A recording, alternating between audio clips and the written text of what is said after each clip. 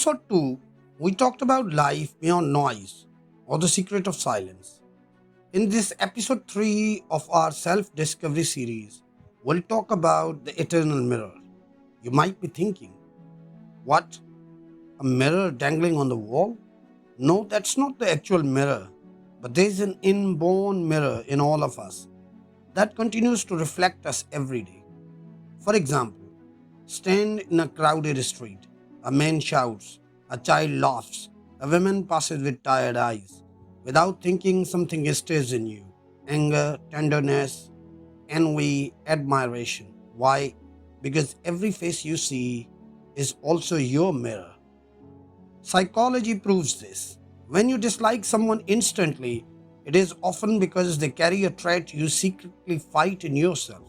You call them arrogant, but perhaps it is your own buried pride that etches. This is called projection. We cast our hidden shadows on others and then condemn them for carrying what we refuse to see in ourselves. Mystics said it long before psychologists did it. The faults you see in others are your own reflection. Maulana Rum reminded, when you admire beauty in someone, it is because that beauty lives inside you too. When you despise cruelty, it is because you carry its seed within your own heart. The mirror of others never lies. Modern science also agrees. In the 1990s, neuroscientists discovered mirror neurons, brain cells that fire when you watch someone else act. If a man cuts his hand, you wince because your brain mirrors his pain. If a friend laughs, your brain tries to rehearse the same smile. Empathy has a biological skeleton. This is why we feel connected, why loneliness destroys us, why isolation feels like a pain. Our brains are built to reflect one another. Religion turned this into a command. Love for your brother what you love for yourself, not because it is charity, but because the brother is you. The Holy Quran calls mankind a single soul. In Hinduism, Namaste means the divine in me bows to the divine in you. Always the same truth. When you face another human, you face a fragment of yourself.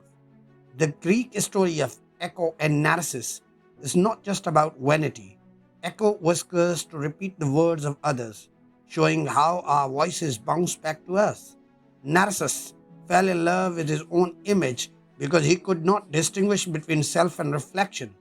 Both stories won. The other is not separate. The other is always a return. Literature sharpened the lesson. Dostoevsky wrote, "We are all responsible for everyone else." Shakespeare gave us Hamlet, holding a mirror to the corruption of a kingdom and finding it in himself. Essays across centuries remind us society is nothing but a hall of mirrors. What we see outside is what we have sown inside. Even numbers tell the same story.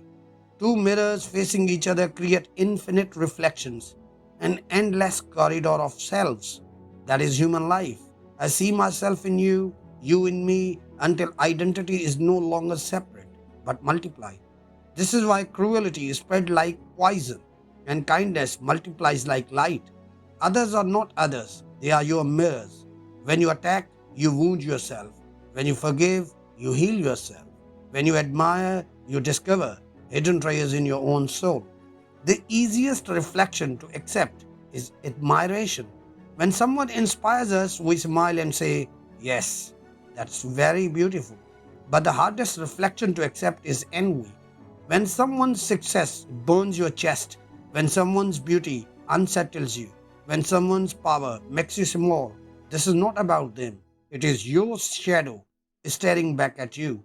Psychologists call this the shadow self, first described by Carl Jung.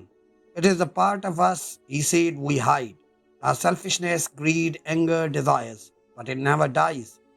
Every enemy you hate is your dark twin. Brain scans show that envy activates the same pain centers as physical injury. Jealousy literally hurts, but strangely, the same brain lights up with reward when the envied person falls. The Holy Quran tells us to seek refuge from the envy of the envier when he envies. Prophet Muhammad said envy consumes good deeds like fire eats wood. The Bible calls envy rottenness of the bones. Hindu texts see envy as krodha, a destructive fire burning the soul itself. The man who angers you teaches you patience. The woman you envy teaches self acceptance. The critic who humiliates you teaches resilience. The shadow is not only darkness, it is a brutal teacher. Socrates had enemies who poisoned him, but his death became the revolution. Even numbers whisper the lesson. Without zero, numbers lose balance. Without shadow, light has no age. Without opposition, identity collapses. You cannot define yourself at all without the other. So, the next time envy burns you or someone's cruelty shakes you, don't ask, why me? Instead, ask, what part of me is being reflected here? This is the infinite mirror.